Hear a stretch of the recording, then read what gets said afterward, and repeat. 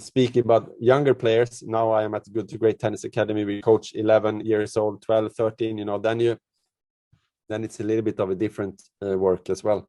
We try to say we coach and educate players, so when they are 19, 20 years old, they shouldn't need the coach anymore. So if we do a good job, they should know the fitness routines, they should know the tennis technique and the strategy and the tactics, so we more or less educate the players to become self-coached when they are older. That's one of our principles. And for example, it could be like, okay, today we play a match, you do your own tactics, and after the match, you evaluate the match yourself to get the player to think a little bit, because sometimes I feel like we coaches, we feed them with so much information, and you should play like this, and this your opponent, she has these weaknesses and this strength, but at the end of the day, I don't know if it's good or if it's bad. I think it's good that sometimes the player can make their own tactics and summarize the match, and book your practice court yourself, those kind of things. If you grow as a person, I think that will also reflect a little bit on the court. Yeah, absolutely. A very good insight, because it's improving the ability to read the situation, to create better decisions, and then you are like let's say like a mentor, like an uncle creating guides, to help. And now you are running also the academy. What do you think are key values for a tennis coach? If you're gonna hire someone, and also you want to prepare some other coaches, which are the key factors that every coach has to develop?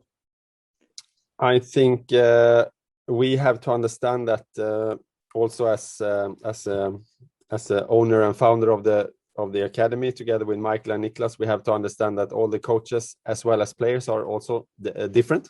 You have one coach that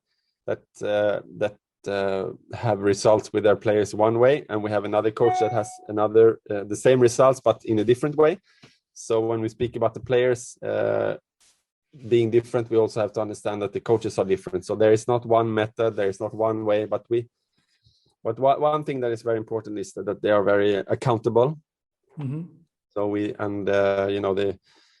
speak about this trust between the player and the coach. So the coach should be there a lot when the players are not doing so well. And it's important to understand also that to be a tennis coach is a very tough work. It's a tough one.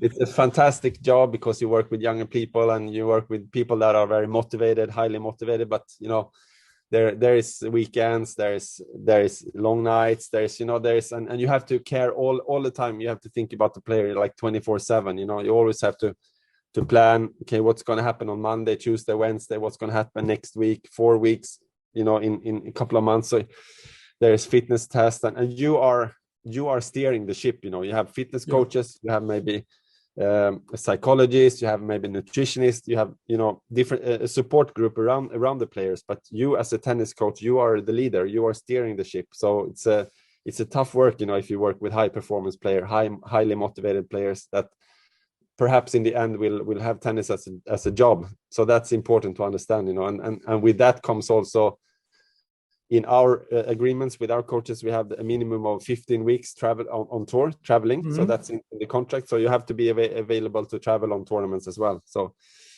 those things, it's a tough work. It's a fantastic work, but it's also a challenge. It's tough.